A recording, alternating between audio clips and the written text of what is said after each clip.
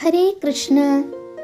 ഗുരുഭവനപുരിയിലെ പുണ്യസങ്കേതത്തിൽ ഇന്ന് നാരായണീയ സുഗന്ധം തുളുമ്പുന്ന ഒരു ദിവ്യ ദിവസമാണ്. ശ്രീലകവാതിൽ തുറക്കുമ്പോൾ കർപ്പൂര ദീപങ്ങളുടെയും നെയ്വിളക്കുകളുടെയും സ്വർണ്ണപ്രഭയിൽ കുളിച്ചു നിൽക്കുന്ന പൊന്നുണ്ണി കണ്ണൻ ഭക്ത മനസ്സുകളിൽ ആനന്ദ കണ്ണീര് നിറയ്ക്കുന്നതാണ്.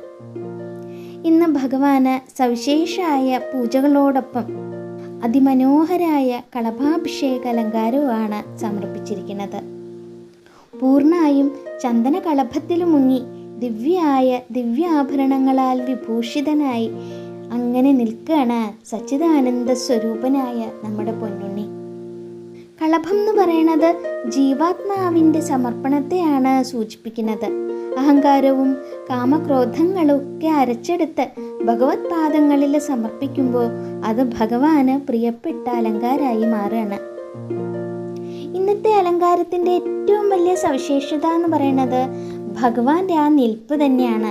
ആ തൃപ്പാദങ്ങൾ, താമര ഇതളുകളൊക്കെ തോൽക്കുന്ന ആ കുഞ്ഞു ചരണങ്ങൾ രണ്ടും പരസ്പരം പിണച്ചു വെച്ച് നിൽക്കുകയാണ് നമ്മുടെ പൊന്നുണ്ണി. പ്രകാശപൂരിതമായ ആ ചരണങ്ങളിൽ തിളങ്ങുന്ന പൊന്തളകൾ ചാർത്തിയിരിക്കുന്നു. പീതാംബരത്തിൻ്റെ തിളക്കമാർന്ന കസവ് പട്ടുകൾ ഭഗവാന്റെ തുടകളിൽ ഇങ്ങനെ ഭംഗിയായിട്ട് അണിയിച്ചിട്ടുണ്ട്. ആ രൂപത്തിൽ തൻ്റെ ദിവ്യമായ പൊന്മുരളി ചുണ്ടുകളോട് ചേർത്ത് വെച്ച് അഖിലാണ്ഡ കോടിയെയും മയക്കുന്ന വേണുഗാനം പൊഴിക്കുന്ന മുരളീധരനായിട്ടാണ് ഇന്ന് ഗുരുവായൂരപ്പൻ വിളങ്ങുന്നത്. പാദങ്ങൾ പിണച്ചു വെച്ച് നിൽക്കുന്ന ഭഗവാന്റെ ആ ഭംഗി പ്രകൃതിയുടെയും പുരുഷന്റെയും സംയോഗത്തെയാണ് കാണിക്കുന്നത്.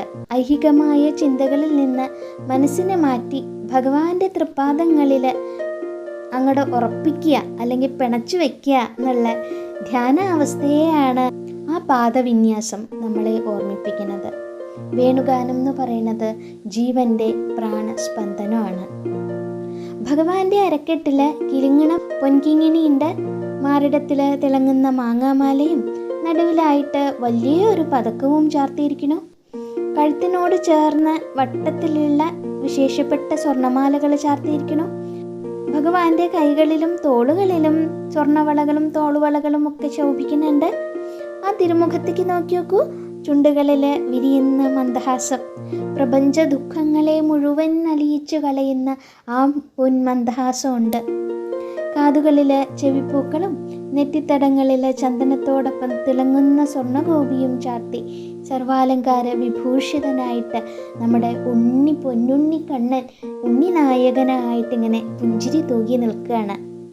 ഭഗവാന്റെ ആഭരണങ്ങൾ മായയുടെ പ്രപഞ്ച വൈവിധ്യങ്ങളെയാണ് പ്രതിനിധീകരിക്കുന്നത്. ഈ പ്രപഞ്ചം മുഴുവൻ ഭഗവാന്റെ അലങ്കാരങ്ങൾ മാത്രമാണ് എന്നും പ്രപഞ്ചനാഥൻ ഇതിനെല്ലാം അതീതനാണ് എന്നും മാലകളും പതക്കങ്ങളും ഒക്കെ നമ്മളെ ഓർമ്മിപ്പിക്കുകയാണ്. തിരുമുഖത്തെ പുഞ്ചിരി ഭക്തന് ലഭിക്കുന്ന പരമമായ ശാന്തിയാണ്. തിരുമുടിയുടെ ശോഭ വർദ്ധിപ്പിക്കാനായിട്ട് ഇന്ന് സ്വർണ്ണ കിരീടത്തോടൊപ്പം അതിമനോഹരായ 2 തിരുമുടി മാലകളാണ് ചാർത്തിയിട്ടുള്ളത്. വെളുത്ത നന്ദ്യാർവട്ട പൂക്കളും ചുവന്ന തെച്ചിപ്പൂക്കളും മാറി മാറി പൊട്ടുപോലെ കോർത്തെടുത്തിട്ടുള്ള തിരുമുടി മാലകൾ. കഴുത്തില് തുളസിയും തെച്ചിയും വെളുത്ത പൂക്കളും കൂടി ഇടതൂർന്ന് കോർത്തുണ്ടാക്കിയുള്ള നല്ല ഉരുണ്ട ഉണ്ടമാലയാണ് അണിയിച്ചിട്ടുള്ളത്. ഇതിനൊക്കെ പുറമേ ആയിട്ട് ശ്രീലകത്തിൻ്റെ മുകൾ ഭാഗത്ത് വിധാനായിട്ട് തുളസിയും താമരയും കൊണ്ടുള്ള 4-5 വലിയ ഉണ്ടമാലകളാണ് തൂക്കിയിട്ടിട്ടുള്ളത്.